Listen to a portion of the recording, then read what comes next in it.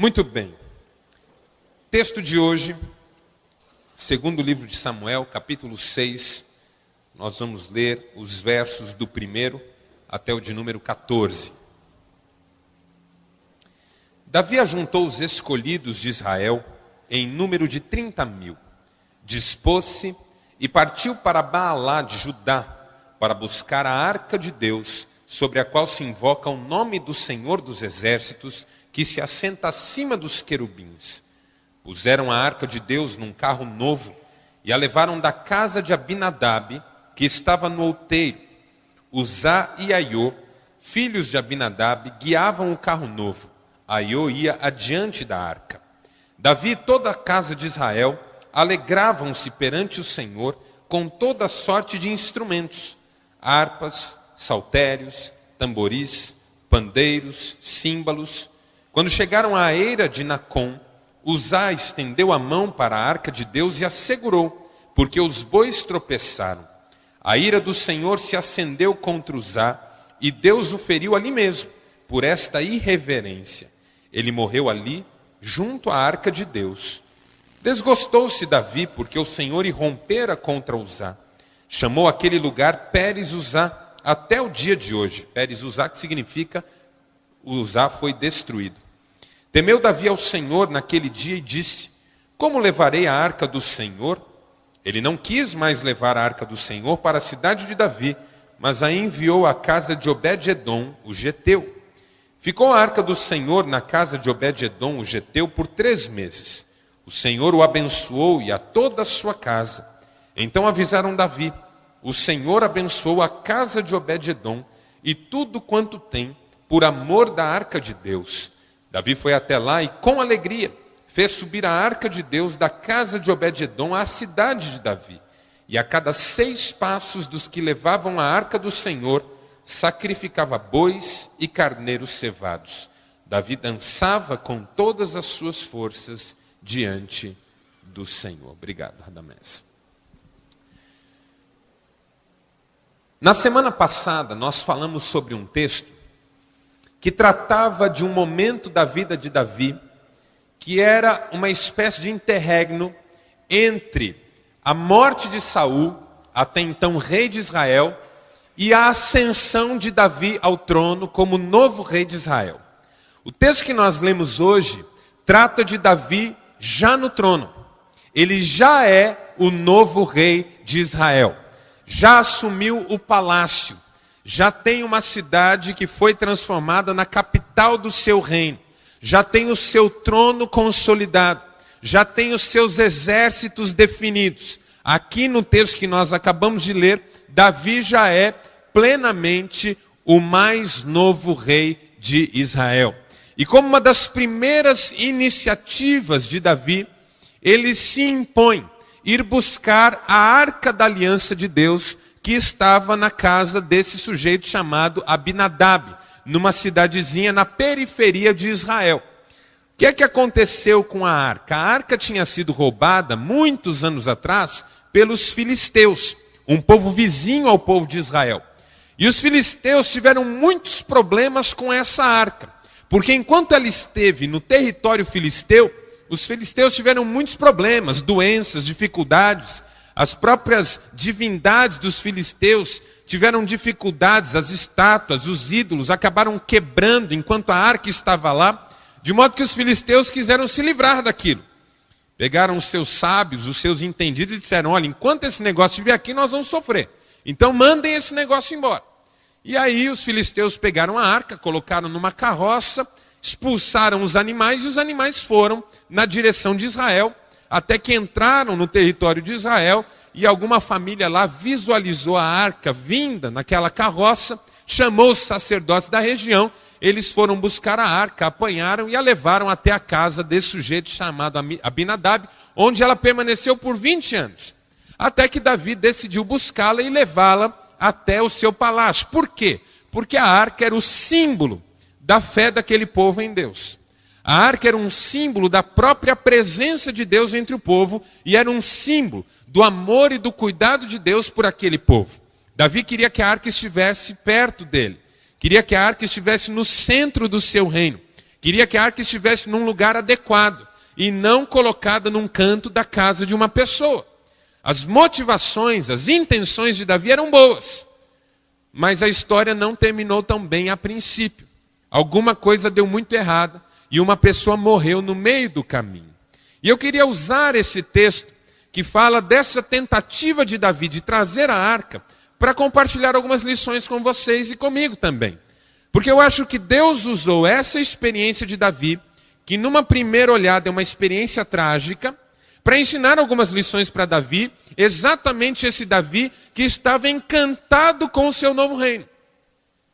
Vocês que têm me acompanhado já várias quartas-feiras, sabem que Davi comeu o pão que o diabo amassou. Davi sofreu barbaridade. Davi fugiu, foi perseguido, quase foi morto várias vezes, passou fome, passou frio, passou muitas privações. E aí finalmente assume o reino como o rei da nação. E aí as coisas mudaram radicalmente para ele. Aquele homem que vivia de caverna em caverna agora mora num palácio. E é o dono de tudo ali. Aquele homem que tinha privações de toda ordem, agora tem provisões de toda ordem. Aquele homem que tinha inimigos no seu calcanhar, agora tem um exército numerosíssimo à sua disposição. E aí quando ele decide ir buscar a arca de Deus, a sensação que eu fico é que Deus quis ensinar algumas lições para Davi, para ele não se perder no caminho. Porque a gente se perde pelo caminho, irmãos. Principalmente quando as coisas começam a dar certo para nós. Sabe quando você começa a achar que não tem limites? Que onde você coloca a mão tudo dá certo? É o toque de Midas, né? Da mitologia. Tudo que ele tocava virava ouro. Isso no começo era uma bênção, mas depois virou uma maldição. O drama do toque de Midas na mitologia é que aquilo que ele mais desejava se tornou o seu principal motivo de sofrimento. Porque tudo que ele tocava virava ouro. Mas aí ele começou a tocar pessoas que ele amava e finalmente tocou a si mesmo. E acabou com a sua própria vida. Perigo quando você tem muito sucesso. Perigo quando você se dá muito bem em muita coisa. Tentação é muito grande. E a possibilidade de você se perder pelo caminho também é muito grande. E Deus amava Davi. Davi era um homem segundo o coração de Deus. Deus não queria que Davi se perdesse, como não quer que eu e você nos percamos. Então tem algumas lições aqui que Deus queria ensinar para Davi. E a primeira lição que eu acho que Deus queria ensinar para Davi, e ensinou para Davi, foi a seguinte: tome cuidado para que a ostentação não ofusque a essência. Essa é a primeira lição. Nós precisamos tomar cuidado na nossa vida para que a ostentação não ofusque a essência. Veja o seu texto. Davi resolve buscar a arca e a primeira coisa que ele faz é arregimentar 30.000 homens. Os melhores do seu exército. Depois o texto continua falando que ele providencia um carroção novo. Marca Chrysler. Para levar a arca. Depois disso que ele contratou inúmeros músicos, musicistas, para tocar em todo tipo de instrumento. A comitiva era gigantesca para buscar a arca. Quando Davi volta segunda vez buscar a arca, a comitiva é bem menor. E o caminho é bem diferente. Não há mais um número exagerado de pessoas, não há mais um detalhamento de tudo que Davi tinha à sua disposição, mas há uma informação, que a cada 6 passos, a comitiva para e adora a Deus. Sabe o que eu aprendo com essa diferença entre a primeira viagem e a segunda? Que na primeira tinha muita ostentação e pouca reverência. Na segunda tinha muita reverência e pouca ostentação. E a segunda deu certo, a primeira deu errado. Sabe quando a nossa vida começa a ir para o brejo, irmãos? Quando a gente começa a ostentar demais. Quando a gente perde a essência. Quando a gente perde a razão das coisas. Quando a gente esquece o real motivo pelo qual nós estamos fazendo o que estamos fazendo. Quando a gente começa a valorizar demais a casa em que a gente vai morar, o carro que a gente quer dirigir, a roupa que a gente vai colocar no corpo, a fachada da loja que a gente vai abrir, o comércio que a gente vai administrar, a posição a que a gente vai chegar. E essas coisas substituem aquela essência que nos levou a chegar até lá. Um coração humilde muitas vezes. Dedicado, trabalhador. Quantas pessoas que você conhece, que eu conheço também, começaram a sua vida profissional com simplicidade, de baixo, trabalhando arduamente todo dia. E aí chegaram a um patamar desejável, abençoado, gostoso. Perderam o prazer, perderam a paixão, seus negócios estão desmoronando. A pessoa não tem nem vontade de acordar de manhã para ir trabalhar. Por quê? Porque agora ela está acostumada ao conforto. Antes ela estava acostumada ao batente, agora ela está acostumada ao conforto. Agora ela não quer mais pôr a mão na massa, ela quer ser servida. Agora ela não acorda mais de manhã grata por poder desenvolver aquele trabalho. Ela acorda de manhã desanimada, porque preferia passear, viajar, curtir outras coisas. Gasta mais do que ganha. Acaba comprometendo muito mais do que poderia. Me parece que é o erro que Davi comete. E a viagem já começa mal aí. Por causa da diferença entre a primeira viagem e a segunda. Na primeira viagem são 30 mil isso, e carroção novo, e músico de toda sorte, e uma viagem quase que displicente, que acaba em tragédia. A segunda viagem é mais calma, é mais simples, mas é muito mais comprometida. A essência foi resgatada. Eu não fui buscar a arca para me mostrar, eu fui buscar a arca para honrar a Deus. Por que é que você quer chegar longe na vida? Essa é uma pergunta que cedo ou tarde todos nós temos que nos fazer. Por que que eu quero chegar longe? Até onde eu quero chegar exatamente? Por que que eu preciso tanto fazer virar isso que eu estou envolvido? Por que que eu preciso tanto desse carro que eu vou comprar? Por que que eu preciso tanto dessa casa que eu quero comprar? Por que que eu preciso tanto dessa chácara que eu vou comprar? Aliás, essa é a melhor pergunta que você pode fazer. Antes de comprar a tal da chácara. Ou negócio para tirar alegria, hein? O ditado me parece verdadeiro. Chácara é uma alegria quando você compra e outra quando você vende. Pastor, eu tenho chácara e minha chácara é uma bênção. Deus te abençoe. Continua firme, irmão. A pergunta não é o que é bom e o que não é. Porque a gente entra num terreno perigoso aí. A pergunta é, por que que eu quero isso? Não tem problema nenhum ter uma chácara. Mas a pergunta é, por que que eu preciso tanto? Você já viu gente complicar a própria vida atrás de sonhos, sem os quais essa pessoa viveria tranquilamente? Você nunca falou para alguém assim, meu amigo, por que é que você foi se meter nisso? Por quê? Aí o sujeito diz, não sei. Me deu a louca. Ah, se eu pudesse voltar no tempo. Não pode, irmão. Não pode. Infelizmente ou felizmente, não pode. Às vezes a gente precisa perguntar por que a gente quer tanto uma coisa. Porque se a motivação estiver equivocada, a gente pode corrigir a tempo. Davi talvez tenha perdido alguma coisa no caminho. Estava muito preocupado com todo o cerimonial da coisa. E na segunda viagem ele estava mais preocupado com o espírito daquilo. Primeiro, mais preocupado com as coisas que estariam envolvidas. Segundo, mais preocupado com como o coração estaria envolvido. Aqui talvez valha a pena a gente pensar um pouquinho em como voltar à simplicidade da vida. A gente é muito encantado com coisas grandes, irmãos. Grandiosas. Que chama atenção. Você sabe que até pouco tempo atrás, o livro mais vendido depois da Bíblia, sabe qual que era? O livro dos recordes. Vê se nós não somos doentes. Fulano da Nova Zelândia conseguiu pôr 548 bolinhas de gude dentro da boca. Não ri não, irmão.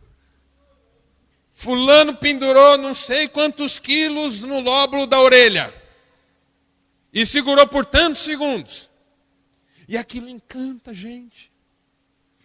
Aí, mega construções, velocidades extraordinárias. Quando você já deu no seu carro, o cara perguntou, eu já dei 180. Rapaz, eu já dei 200. Ok, quem ganhou, ganhou o quê? Mas nós somos encantados com coisas grandiosas. Falta simplicidade na nossa vida às vezes. Tem um salmo muito bonito, que o salmista diz assim, é o Salmo 131. Senhor, não ando à procura de grandes coisas, nem de coisas maravilhosas demais para mim. Pelo contrário, fiz calar e sossegar a minha alma, como uma criança recém-amamentada, sossega no colo da sua mãe. Como essa criança, assim é minha alma. Não é gostoso acordar de manhã e saber que a vida vai rolar, porque Deus é bom, porque Deus é fiel, porque Deus cuida de nós. Se você não for o melhor da sua turma, se você não for o mais rápido, se você não for o mais bonito, e você não é, se você não for... Se você disser nem você, pastor, eu me rendo e está tudo certo. Não tem problema. Basta que nós sejamos essencialmente tranquilos na presença de Deus. Basta que o coração esteja bem. Eu não tenho tudo que eu gostaria de ter, eu não vou chegar em todos os lugares que eu gostaria de chegar, mas eu não quero chegar em lugar nenhum sem o meu coração junto. Não quero deixar nada pelo caminho, percebe? Davi estava deixando a essência pelo caminho. Por isso que ele tem que fazer um caminho mais lento na segunda vez. A cada 6 passos parar, para não deixar nada pelo caminho, para não ficar nada pelo caminho, para a fé não ficar pelo caminho. Essa é a primeira lição. Tome cuidado, para que ostentações de toda sorte não ofusquem a essência. No mais, você pode ter o que Deus te der, desde que isso fique em segundo plano. Amém, irmãos? Segundo plano.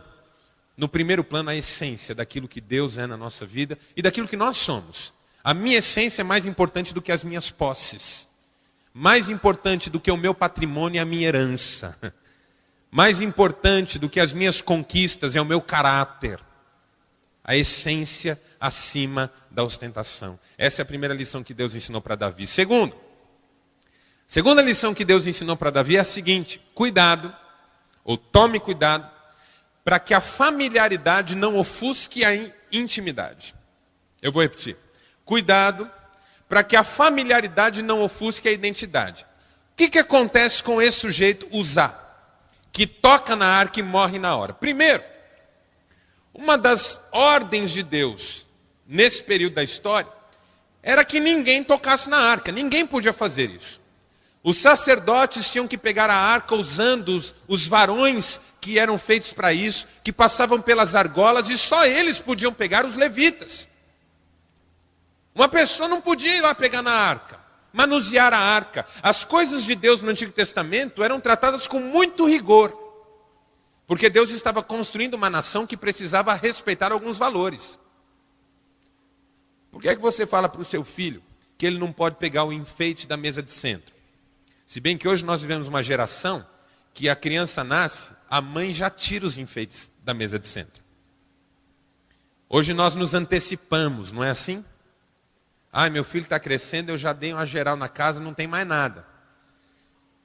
E eu sou de uma geração em que os nossos pais diziam que era para não mexer e a gente não mexia. O meu pai tinha barzinho em casa, com as bebidas lá, e nós nunca mexemos naquilo.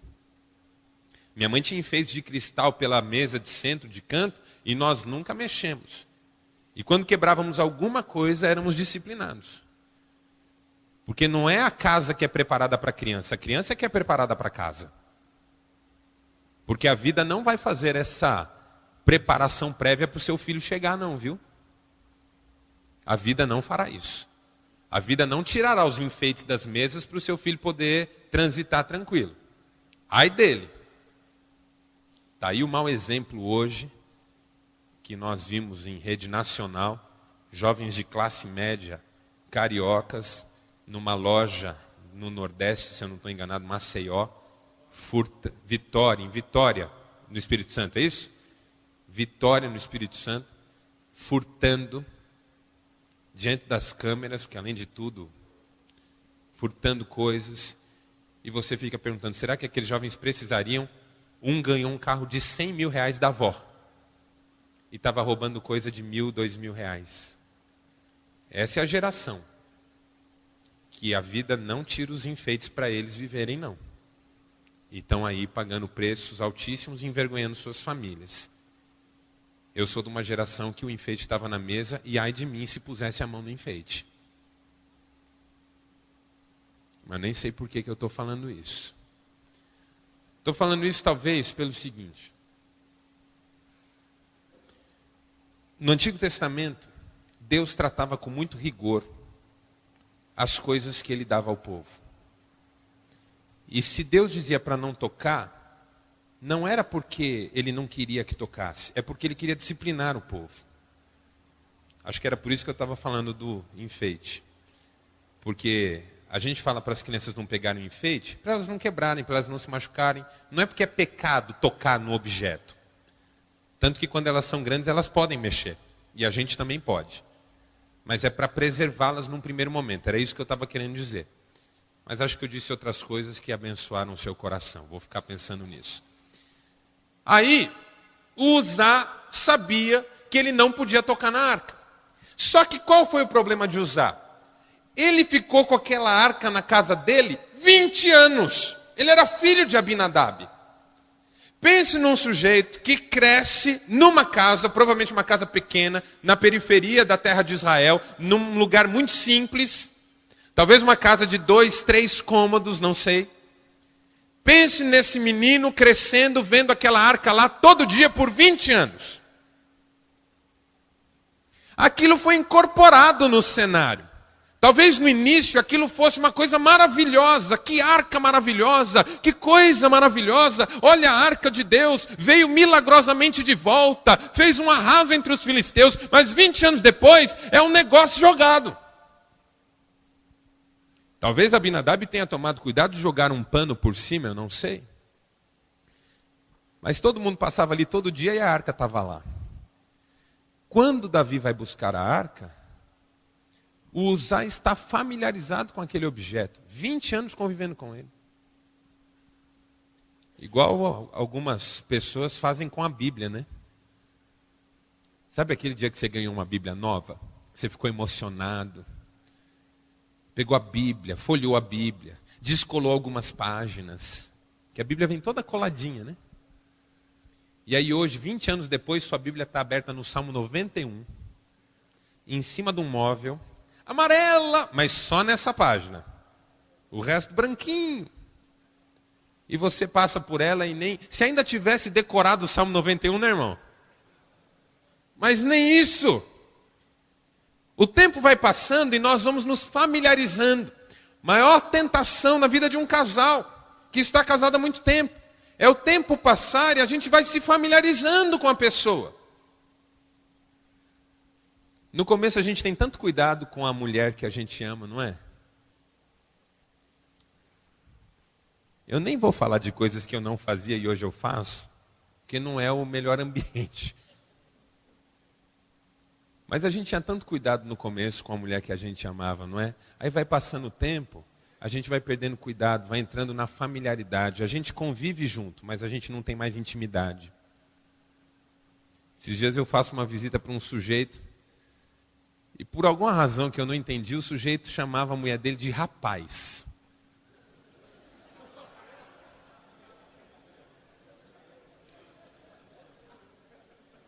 Eu nunca vi aquilo na minha vida. Se algum de vocês faz isso, para já. Primeiro que não pega bem. Segundo que não faz nenhum sentido. Rapaz, pega lá, rapaz. Ele falava para a esposa. Não, rapaz, não é assim. Eu falei, irmão, a gente está acostumado. Esse é o problema da familiaridade. Ela funciona pelo hábito e não pelo amor.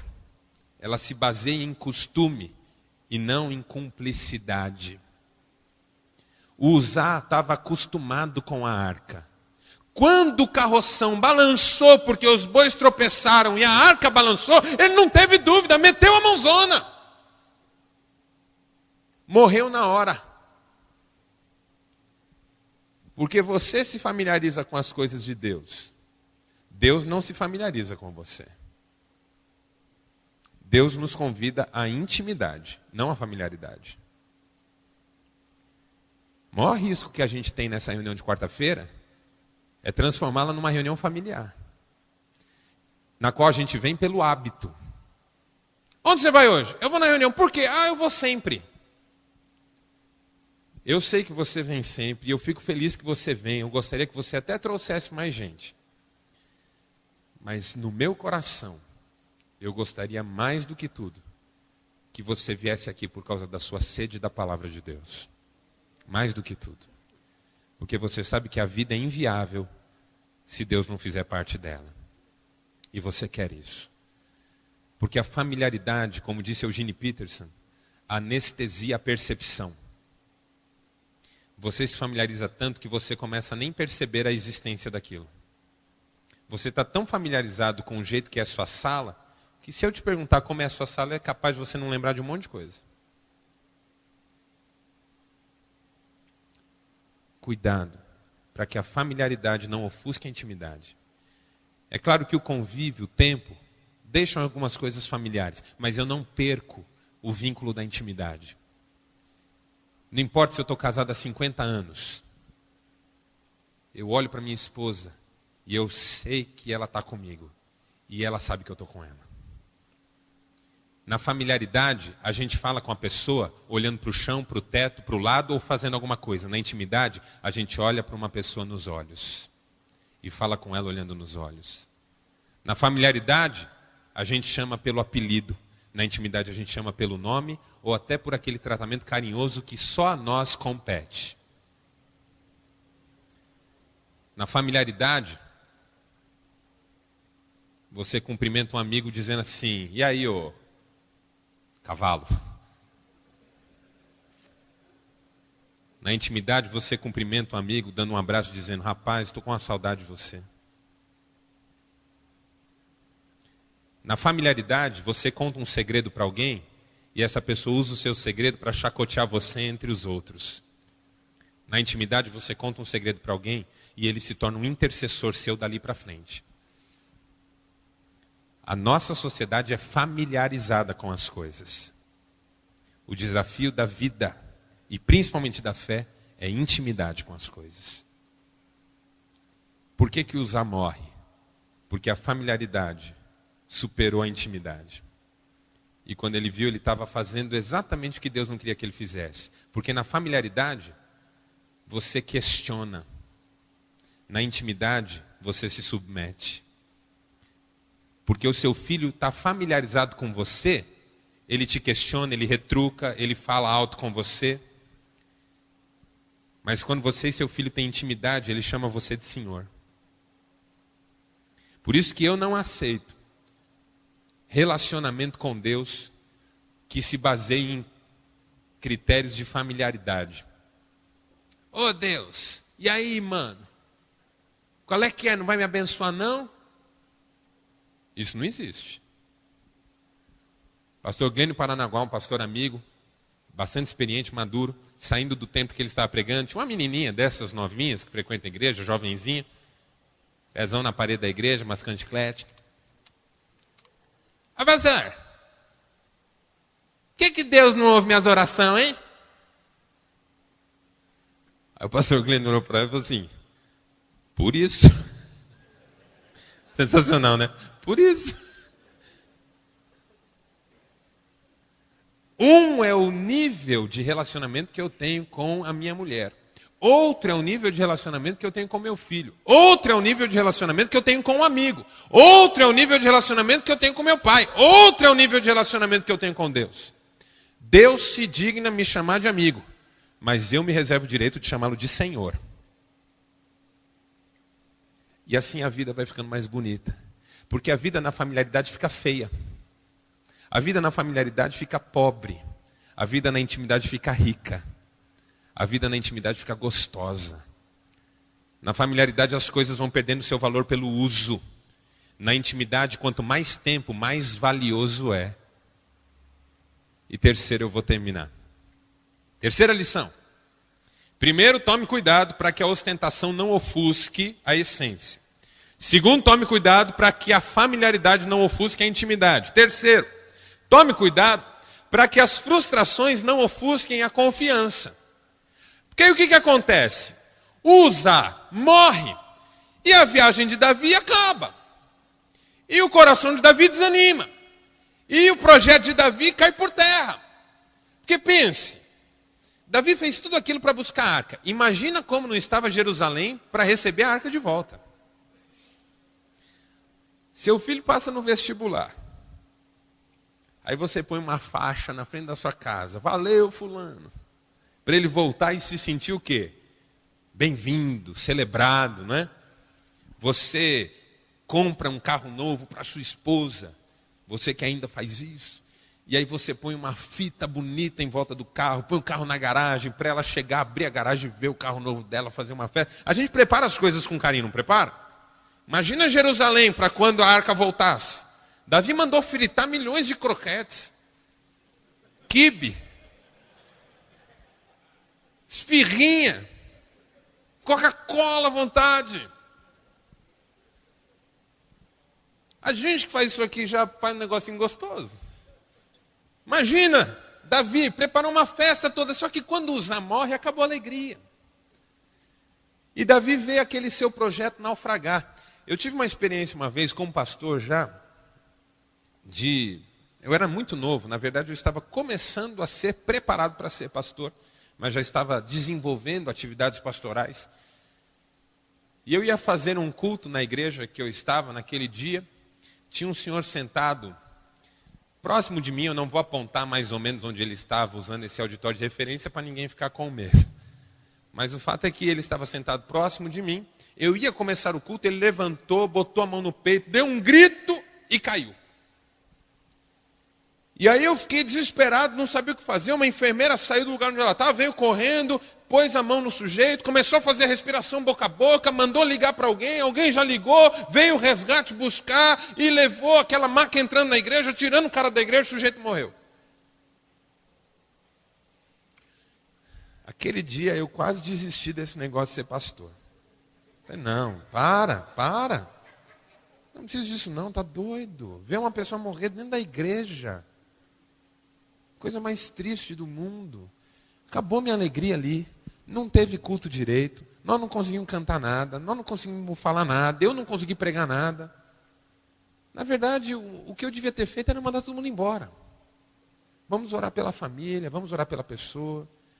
Porque foi uma tragédia. Naquele dia eu senti o que eu acho que Davi deve ter sentido. De ver aquela dança, aquela festa, aquela coisa tão bonita, terminar em tragédia. Como uma festa que um time de futebol prepara, tão bonita, para comemorar um título, e aí a torcida quebra um pau e morre um menino de 17 anos. E aí a festa toda fica tão sem graça, ou pelo menos deveria ficar, né? A festa de Davi acabou. E ele fala, não, para, eu não vou levar mais arca nenhuma. Mandem isso para a casa de alguém, e a casa vai parar e a arca vai parar na casa de um homem chamado Obed-edom, que é ali na redondeza. E Davi vai embora, e chega em Jerusalém, e a tristeza, e Davi fica desanimado, diz o texto. Por quê? Porque Davi não estava preparado para aquela frustração. Como nós nunca estamos preparados para frustrações. A psicologia define frustração como interrupção de um comportamento motivado. E nós passamos por muitas frustrações. Mas nós não gostamos de passar por frustrações. Nós queremos que aquilo que a gente planejou dê certo. É ou não é? Você fez planos, meu Deus do céu. Colocou toda uma expectativa, envidou esforços. E agora aquilo não dá certo? Vem o desânimo. Foi exatamente o que aconteceu com Davi. Planejou, motivou-se, não mediu esforços, mas tudo foi por água abaixo. E aí ele desiste, desanima, volta, larga a arca, ela vai para a casa do Obed e ele fica lá todo chateado. Só que passados alguns dias ele recebe uma notícia. E a notícia é, Davi, a arca está abençoando a casa do Obed. Deus, por causa da presença da arca, está abençoando a casa do Obed. Ou seja, o problema não é com a arca, o problema não é com as coisas, o problema não é com as circunstâncias, o problema é com o coração e muitas vezes com o tempo de fazer as coisas. Davi, se você for lá agora, talvez Deus mude tudo. E aí Davi volta, outro coração, outro compromisso, e consegue trazer a arca. O que isso ensina? Que às vezes a frustração é a melhor coisa que acontece na nossa vida. Desde que ela não roube a nossa confiança de que Deus está no controle de todas as coisas. Porque o tempo da gente trazer a nossa arca vai chegar. Você foi frustrado? É disso que se trata? Você está desanimado porque alguma coisa não deu certo na sua vida? Você está desanimado porque os seus últimos projetos deram em nada? Ao invés de transformar a frustração na última palavra da sua vida, use a frustração para lembrar que Deus está no controle de tudo. Você ainda vai buscar essa arca. Você ainda vai voltar com ela. E veja, na primeira viagem, Davi estava com 30 mil soldados. Davi estava com músicos de toda espécie. Mas é na segunda que ele dança com todas as suas forças. É na segunda que ele faz uma festa pessoal. Porque quando Deus nos dá aquilo que nós gostaríamos de ter recebido lá atrás, e nós percebemos que lá a vontade era nossa, hoje a vontade é de Deus, a nossa alegria é muito maior. Então a sua derrota no passado, quando virar vitória, meu irmão, vai te trazer uma alegria muito maior. Muito maior. Porque você vai ter aprendido duas lições. Primeiro, que vencer é possível. Segundo, que há tempo para todas as coisas. E uma derrota do passado não determina as experiências de hoje. Deus ainda pode me fazer vencer na mesma área em que eu já fui derrotado. Por isso que no nosso idioma existe a palavra revanche. É a chance de lutar outra vez e de tentar ganhar dessa vez. E o Davi tentou de novo e venceu. Na primeira viagem foi derrotado, na segunda foi vitorioso. Você tem derrota na sua vida? Bem-vindo ao clube. Mas saiba que você pode ter vitória também. Vamos fechar os olhos?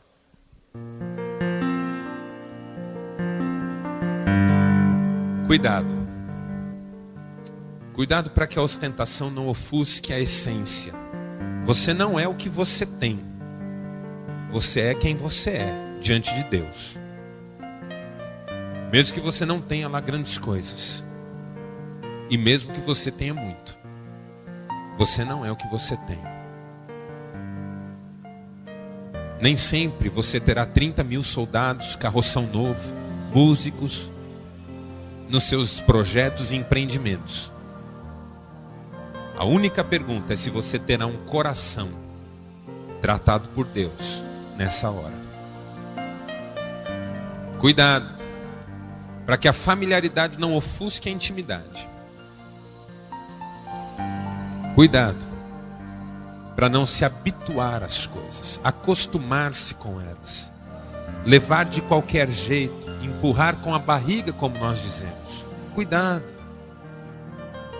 Ame a vida, respeite as pessoas, trate cada circunstância da sua vida com paixão. A Bíblia ensina que tudo que nos vier à mão para fazermos deve ser feito da melhor maneira possível. Isso é intimidade. Não importa se eu já fiz isso 500 vezes, vou fazer pela 501. Eu vou fazer da melhor maneira possível. Com uma paixão até maior, quem sabe. Cuidado, para que as frustrações não ofusquem a confiança. Eu sei que você tem derrotas na sua vida, mas eu também sei que você tem vitórias. E que bom quando as nossas vitórias foram alcançadas em áreas onde nós já havíamos sido derrotados. Mostra que não há derrota definitiva e que o tempo pertence a Deus. E se você quer vencer nessa noite, no tempo certo, com o coração certo, com a vida certa, sem perder a essência, sem deixar a familiaridade tomar conta. Fique em pé, eu vou orar com você.